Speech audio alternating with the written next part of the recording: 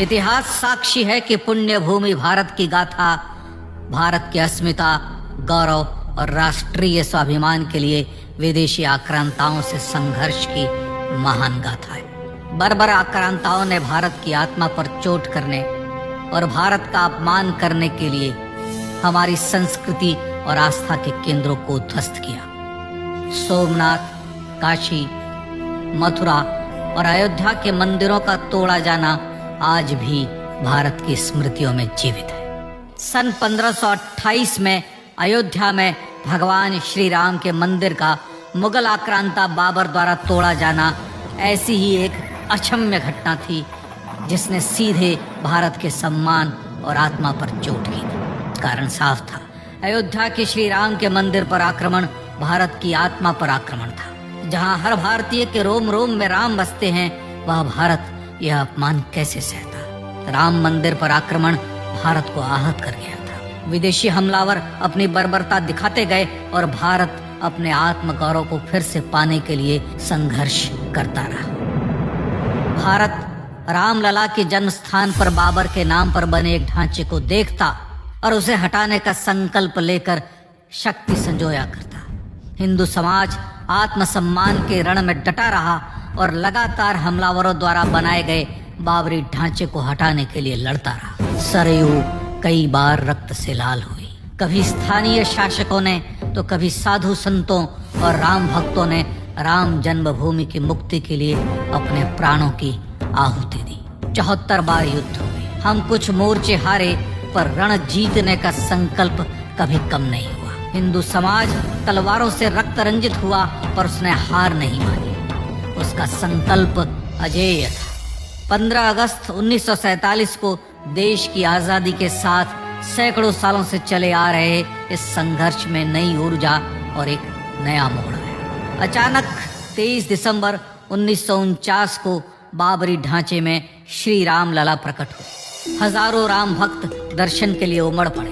तत्कालीन प्रधानमंत्री पंडित जवाहरलाल नेहरू ने उत्तर प्रदेश सरकार को श्री राम लला को विवादित ढांचे से हटाने का आदेश दिया। उत्तर प्रदेश सरकार ने अयोध्या के कलेक्टर को यह काम दिया और यह निर्देश भी कि जरूरत पड़ने पर वे बल का प्रयोग भी करें। अयोध्या के कलेक्टर ने सरकार को उत्तर दिया कि यह नरसंहार के बिना संभव नहीं है, और फिर भी वह ऐसा चाहती है तो किसी दूसरे कलेक्टर से यह काम करवा ले। परिणाम स्वरूप राम लला की मूर्ति वहीं विराजमान रही।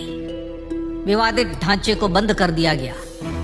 केवल पुजारी को सेवा अर्चना के लिए भीतर जाने की अनुमति थी। फिर भी राम भक्त विवादित ढांचे के बाहर से प्रभु श्री राम की आराधना करते रहे। भारत के हिंदू समाज के लिए चुनौतियां और बढ़ गई। मामला अदालत में गया। विपक्षी दलों द्वारा अदालत में भगवान श्री राम के अस्तित्व पर सवाल उठाए गए। उनके अयोध्या में ही जन्म लेने का प्रमाण मांगा गया। भारत का जनमानस अब आहत हो उठा था।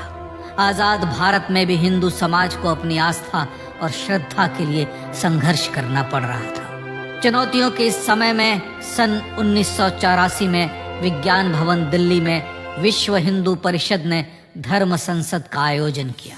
इस संसद में देश भर के संतों ने राम जन्मभूमि की मुक्ति के लिए आह्वान किया और राम जन्मभूमि मुक्ति यज्ञ समिति का गठन किया। धर्म संसद ने राम जन्मभूमि की मुक्ति और वहां भगवान श्री राम के भव्य मंदिर बनाने के भारत के जनमानस के संकल्प को फिर से दोहराया। विश्व हिंदू परिषद के नेतृत्व में मंदिर निर्माण के लिए पूरे देश में अभूतपूर्व आंदोलन की शुरुआत हुई। श्री राम जन्मस्थली मुक्ति यज्ञ समिति के साथ देश भर में राम जानकी की रथ यात्राएं निकली। राम लीलाओं में राम कथा के माध्यम से भारत का आम जन फिर से जुटा। अब सबके मन में एक ही प्रण था, एक ही लक्ष्य था। अयोध्या में जन्मभूमि पर भगवान श्री राम के भव्य मंदिर का निर्माण। सन 1989 में विश्व हिंदू परिषद द्वारा गांव-गांव से राम शिला पूजन करके अयोध्या भेजी गई। 2,75,000 गांवों से राम शिलाएं अयोध्या पहुंची। भव्य राम मंदिर के शिलान्यास का निर्णय हुआ। पूज्य संत महात्माओं और हिंदू समाज के अन्य प्रमुख नेताओं के निर्णय के अनुसार अनुसूचित जाति के प्रमुख नेता श्री कामेश्वर चौपाल ने 9 नवंबर 1989 को मंदिर निर्माण का पहला पत्थर रखा।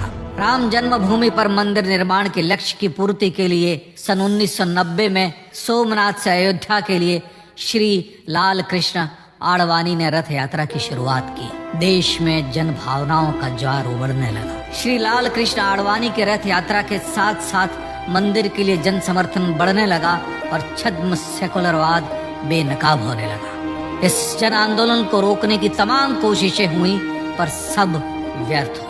विश्व हिंदू परिषद ने देशवासियों से अयोध्या में जन्मभूमि पर मंदिर निर्माण के लिए 30 अक्टूबर और 1 नवंबर 1990 को कार सेवा का आह्वान किया। परिणाम स्वरूप लाखों राम भक्त कार सेवा के लिए देश के कोने कोने से अयोध्या आए। इससे देश की एकात्मता का विराट दर्शन हुआ। कार सेवकों को रोकने के लिए उत्तर प्रदेश के तत्कालीन मुख्यमंत्री श्री मुलायम सिंह यादव ने अयोध्या में परिंदे को भी पर न मारने देने की घोषणा की। स्थितियां गंभीर हो गई। अयोध्या से 100 200 किलोमीटर दूर रेलगाड़ियां रोक दी गई। अयोध्या युद्ध भूमि बना दी गई। मार्ग बंद, रेल बंद, चप्पे चप्पे पर पुलिस।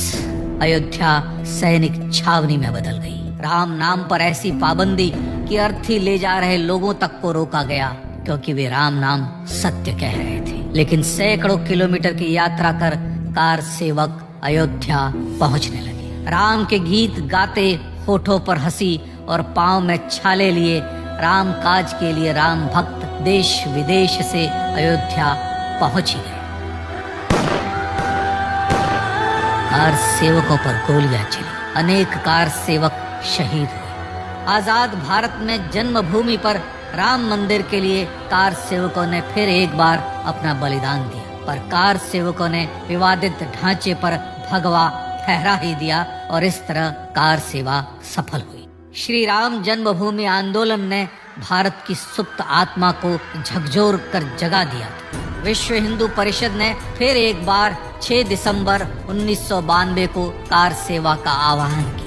राम भक्तों को कार सेवा करने देने के लिए अदालत में प्रार्थना की गई, पर अदालत ने कोई निर्णय नहीं दिया। परिणाम स्वरूप बौद्ध, जैन, सिख, स्वामीनारायण संप्रदाय, गायत्री परिवार, हर पंथ मत विचार के हिंदू एकत्र हो गए। छूत अछूत का भेद मिटा, जाति की पहचान मिटी। हम सब हिंदू, हम सब सिंधु बन गए। राम सिंधु में ज्वार उठा और देखते ही देखते 6 दिसंबर 1992 को श्री राम जन्मभूमि से बाबरी ढांचा सदा के लिए हट गया।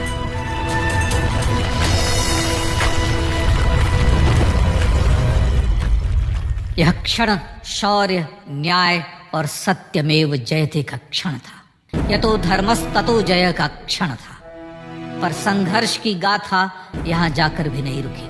छद्म सेकुलरवादियों द्वारा भारत और भगवान श्री राम के इतिहास को झुठलाने के लिए अदालतों में चुनौतियों का सिलसिला चलता रहा, जो 1950 से चल रहा था। हिंदू सिखों के बीच से गुजरते हुए भगवान श्री राम का दर्शन करने के लिए विवश थे। यह स्थिति थी आजाद भारत में श्री राम और राम भक्तों की। पर सत्य को तो जीतना ही था।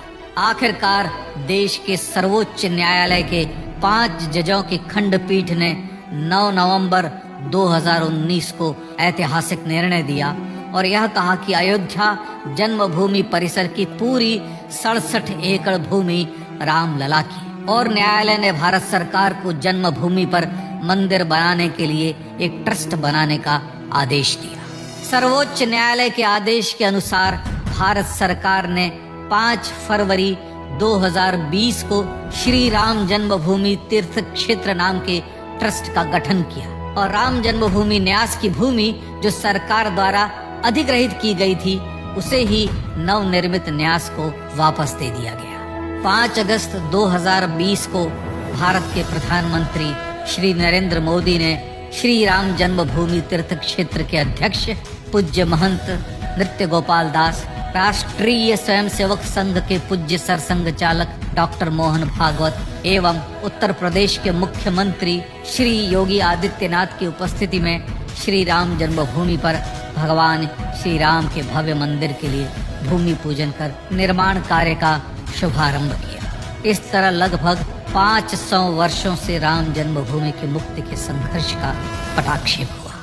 अपने आत्मसम्मान और राष्ट्रीय अस्मिता के लिए इतना लंबा संघर्ष विश्व के इतिहास में बेजोड़ है। श्री राम भारत की आत्मा, भारत की परिभाषा, हमारे राष्ट्रीय आदर्शों और जीवन मूल्यों के प्रतिनिधि मर्यादा पुरुषोत्तम हैं, जो हर हिंदू के होठों पर जन्म से मृत्यु तक रहे, बस यही हर हृदय में प्रार्थना होती है।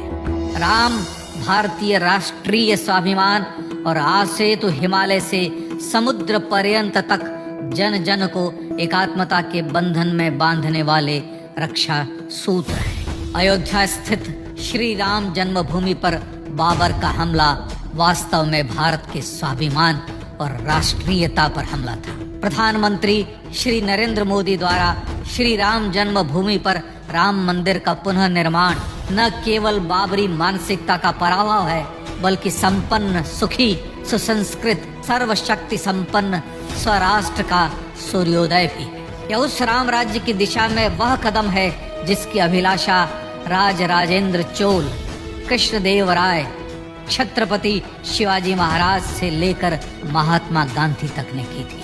अयोध्या में जन्मभूमि पर भगवान श्री राम का मंदिर न सिर्फ राष्ट्रीय गौरव होगा, बल्कि वह श्री राम के आदर्शों का राष्ट्र मंदिर होगा। अब वह महान संकल्प पूरा होने जा रहा है। आइए इस राम यज्ञ, राष्ट्र यज्ञ में जिन ज्ञात और अज्ञात भारतीयों ने अपनी आत्माहुति दी है, उनका पुण्य स्मरण कर उन्हें श्रद्धांजलि दें।